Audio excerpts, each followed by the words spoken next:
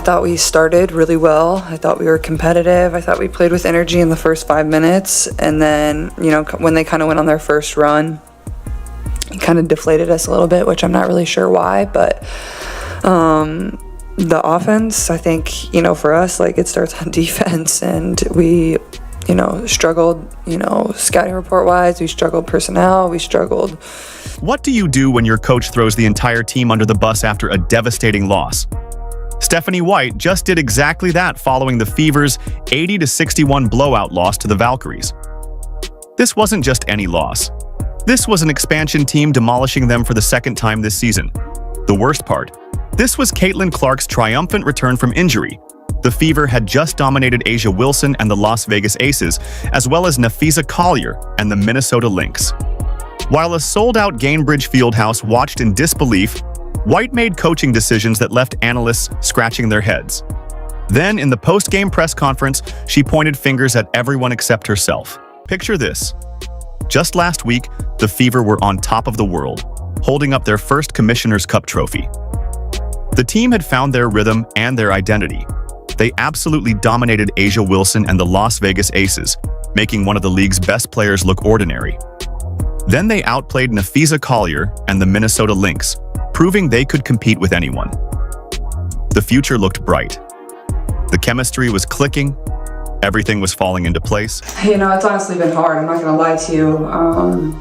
It's difficult, going to prepare for games, but knowing you're not going to be playing in them, and... Then came July 9th. Caitlin Clark's return from her groin injury was supposed to be a celebration.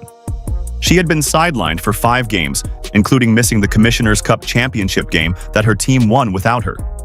The anticipation was through the roof. Fans couldn't wait to see what this team could do with their superstar back on the court.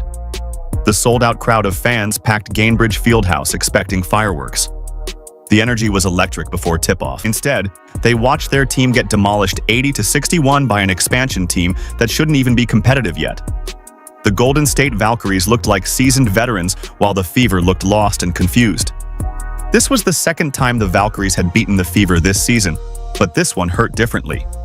This was supposed to be their moment, their homecoming, their statement game. Clark's return was supposed to spark the offense, but the team managed just 31% shooting from the field. They made only 6 of 27 three-point attempts. The offense that had been so smooth during their championship run looked broken. The ball movement was sluggish, the shots weren't falling, the timing was off everywhere you looked. The team scored only 19 points combined in the second and fourth quarters. 19 points. In 2 full quarters of basketball. The Fever gave up 10 offensive rebounds in the second half alone, letting the Valkyries get second and third chances at will. Every possession felt like a struggle. Every defensive stop felt impossible. The energy in the arena went from electric anticipation to stunned silence. You could feel the disappointment spreading through the crowd. Fans who had come to celebrate were watching their team fall apart. Clark herself acknowledged the struggles after the game, saying, "I thought we started really well. I thought we were competitive. I thought we played with energy in the first 5 minutes, and then, when they kind of went on their first run, it kind of deflated us a little bit, which I'm not really sure why." This wasn't just a bad game. It was a complete system failure that exposed deeper problems. The team that had a solid winning streak last week looked like they had forgotten how to play basketball. But the real shock came after the final buzzer when the blame game started. Here's where things get really frustrating. Stephanie White made moves that had everyone scratching their heads. She decided to bench Lexi Hull, one of the team's most consistent defenders and three-point threats. Hull had been starting for most of the season. She was the perfect complement to Clark's style. She spaced the floor and played lockdown defense. But White threw all of that out the window. Instead, she started Ari McDonald at point guard, who was the spark plug of the team while Clark was away. This forced Clark to play off ball at small forward instead of her natural position. How can you not let a generational player play the position she excels in the most? Clark is a point guard. That's where she makes magic happen. That's where she controls the game. White took that away from her. The offense became stagnant almost immediately. Clark couldn't find her rhythm and the offense looked clunky. Clark needed the ball to create for others, but coach Stephanie White was forcing her to run around and set screens. The two styles didn't mesh at all. One analyst said it looked like they didn't even practice this starting lineup. Hull had been crucial for this team's success. She provided floor spacing that opened up driving lanes for Clark.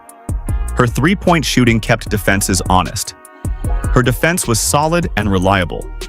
All of that disappeared when White put her on the bench. The team lost its identity in one move.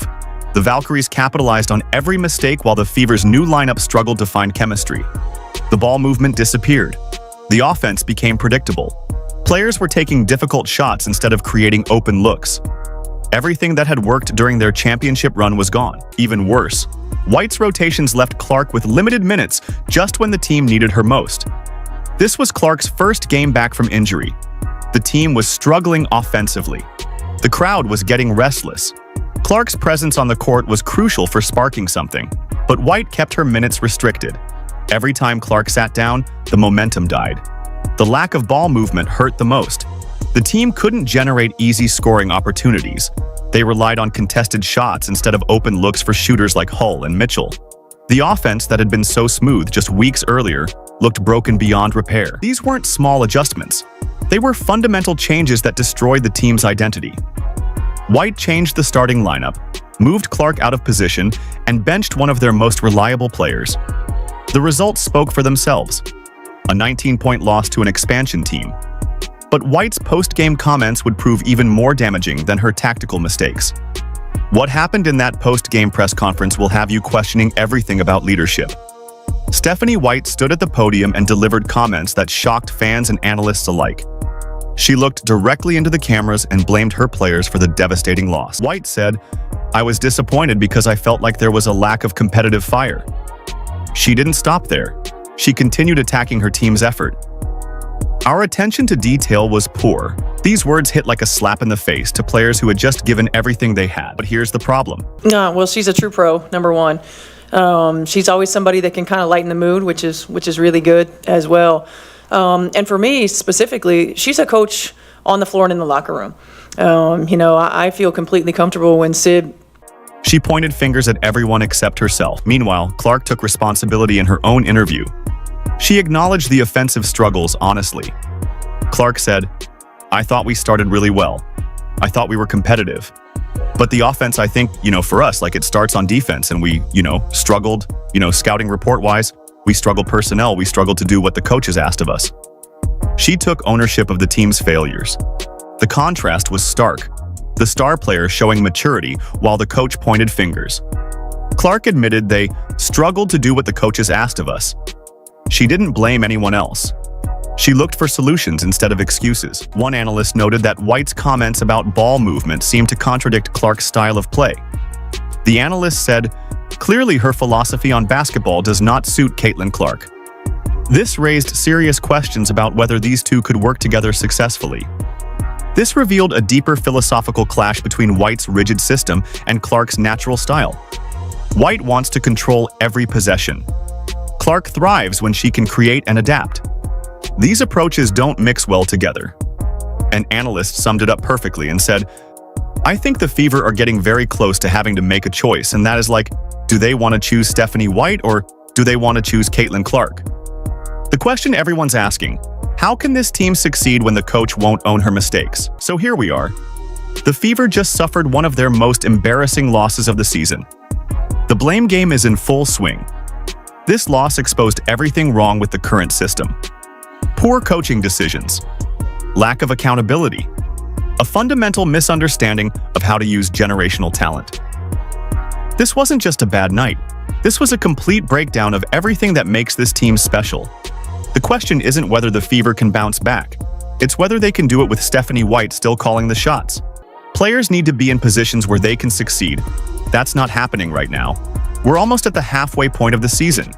This team has the pieces to be special, but only if they make the right choices about leadership and accountability. The clock is ticking. The talent is waiting.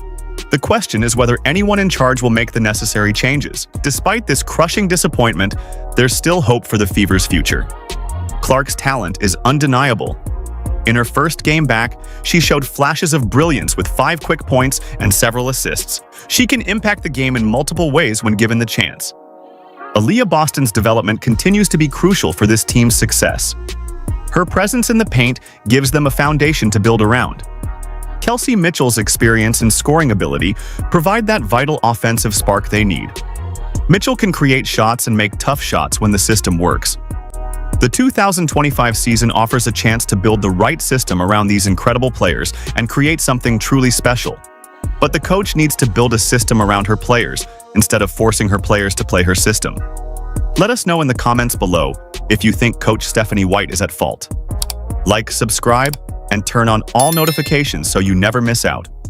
Click the video on the screen, and we will see you in the next one.